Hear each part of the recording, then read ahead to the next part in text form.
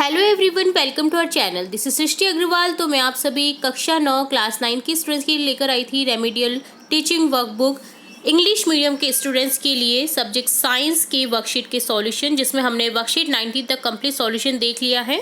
किसी कारणवश कोई भी वीडियो मिस कर दिया है तो आप हमारी चैनल की प्लेलिस्ट से चेकआउट कर सकते हैं। हिंदी मीडियम की हम वर्कशीट्स को कंप्लीट कर चुके हैं, सब्जेक्ट इंग्लिश, गणित और विज्ञान की। तो यहाँ पर हम इंग्लिश मीडियम के स्टूडेंट्स के लिए लेकर आए थे सब्जेक्ट साइंस की वर्कशीट के सॉल्यूशन। तो यहाँ हम देखेंगे 20 से 20 to 24 वर्कशीट के सॉल्यूशन। सबसे पहले देखेंगे वर्कशीट 20, जिसमें क्वेश्चन है। देखिए, एक पिक्चर गिवन है। The picture shown here is of which plant membrane. कौन सी प्लांट की मेम्ब्रेन को दर्शा रहा है?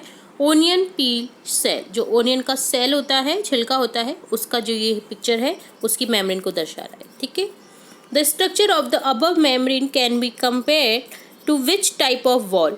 कौन सी वॉल से आप कंपेयर कर सकते हैं जो ब्रिक से बनी हो? देखिए, तो उसी टाइप की लग रही है ये। तो देखिए यहाँ पर आंसर हो जाएगा brick wall. Just as the wall of building are constructed by joining bricks, in the same way which basic structure of living beings comes together to form the body cell. Cell का निर्माण होता है, cell निर्माण करती हैं उसी तरह से जैसे बिल्डिंग बनती है ब्रिक्स के द्वारा। Who discovered the cell? Robert Hooke in 1665. Robert Hooke had seen a structure similar to beehives in the bark of which tree under the microscope? Bark of Spanish oak tree. What is cell? The cell, from Latin cella meaning small room, is the structural, functional and biological unit of all living organisms. What is the basic unit of living being called? Cell. तो ये done होता है worksheet 20। अब देखेंगे worksheet 21। First question है, right the name of living beings shown is the following picture. यहाँ पर आपको नेम लिखना है जो पिक्चर शो की गई है। एक पिक्चर मिसिंग है यहाँ पर, तो उसको छोड़ देना है। फर्स्ट ये देखिए पिक्चर है अमीबा, ये है पैरामीशियम, थर्ड में नहीं दे रखी पिक्चर, फोर्थ है hydra. From the picture of question number 1, separate unicellular and multicellular living organism and tabulate them. तो यूनिसेलुलर में ऑर्गेनिज्म में आ जाएगा अमीबा और पैरामीशियम, और मल्टीसेलुलर ऑर्गेनिज्म में आ जाएगा hydra. How many cells are found in the body of unicellular living organism? An organism made of just one cell is called unicellular organism. Same ही आपके Hindi medium में worksheet दी गई है। अगर आपको हिंदी में समझना है तो आप उन वर्कशीट को भी ध्यान से सुन सकते हैं, पढ़ सकते हैं और साथ में देख सकते हैं, ताकि आपको हिंदी इंग्लिश दोनों में समझ आ सके।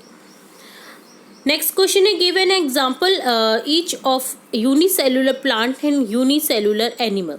यूनिसेलुलर प्लांट में हो जाएगा क्लोरेला और यूनिसेलुलर एनिमल में हो जाएगा yeast. Write the number of cells in a hen's egg. Single cell होता है हैन एग में, मुर्गी के अंडे में। Give two example of unicellular structure which are capable of changing their shape. Amoeba, white blood cell, ये change कर सकते हैं शेप को यूनिसेलुलर में।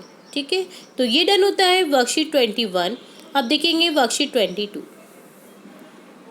फर्स्ट क्वेश्चन है, complete the table based on the presence of membrane of the cell organism following pictures. तो organelle है यहाँ पर माइटोकॉन्ड्रिया, बैक्टीरिया एब्सेंट होता है, न्यूक्लियस एब्सेंट होता है। एनिमल सेल में प्रेजेंट रहते हैं माइक्रोकॉन्ड्रिया और न्यूक्लियस। तो देखिए आपको एक तरफ ये दे रखी है सेल, एक तरफ ये वाली सेल दे रखी है। What is the name of type of cell in which of nuclear substance is devoid of nuclear membrane? Prokaryotic cell. What is the name of type of cell with membrane bound organelles? Eukaryotic cell. Give two example each of living organisms having prokaryotic cell and eukaryotic cell. Prokaryotic cell में हो जाएगा bacteria, Archaea. Eukaryotic cell में plant cell, onion membrane आ जाएगा। ठीक है, तो ये done होता है वर्कशीट 22। अब देखेंगे वर्कशीट 23। फर्स्ट क्वेश्चन है, identify the following sales on the basis of their shape and right their names. तो आपको शेप के अकॉर्डिंग नेम लिखने हैं। देखिए ये है red blood cell, second picture है वाइट ब्लड सेल की, थर्ड है न्यूरॉन, और फोर्थ है ये muscle cell. Where are red blood cell found and what is their color? Found in the blood. They are red in color, जिसके कारण हमारा blood का रंग जो होता है वो रेड होता है। Which cell are present in our body in the form of soldiers which are capable of changing their shape? Answer हो जाएगा white blood cells. If there is lack of blood in our body, then the number of which type of blood cells has probably decreased. Which disease occur due to their deficiency?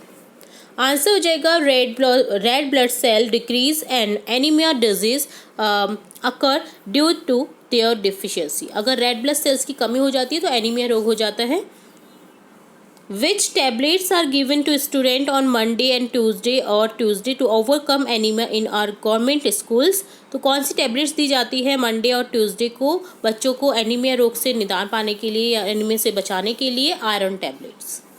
Name the long branch cell which work for control and coordination in the body. Neuron. बहुत महत्वपूर्ण cell होती है ये long branch cell, लंबी होती है ये सबसे ज़्यादा cell. Write the name of the largest and smallest cell in living organism. तो लार्जेस्ट सेल तो लिविंग ऑर्गेनिज्म में है egg cell of ostrich. Ostrich का अंडा जो होता है सबसे बड़ा अंडा होता है, तो सबसे बड़ा जो उसमें सेल है वो होता है। स्मॉलेस्ट सेल होता है माइक्रोप्लाज्मा। तो ये डन होता है वर्कशीट 23 का सॉल्यूशन। अब देखेंगे वर्कशीट 24। फर्स्ट क्वेश्चन है label any 8 cell organelles in the given picture of animal cell. Animal cell की आपको यहाँ पर पिक्चर दी गई है, इसे लेबल करना है। और इसी तरह से सेकंड क्वेश्चन में आपको 8 सेल ऑर्गेनेल्स में इन डायग्राम में प्लांट सेल में आपको लेबल करना है। तो दोनों ही पिक्चर को हम इस तरह से लेबल करेंगे। तो इस तरह से देख लीजिए आप पूरी पिक्चर को।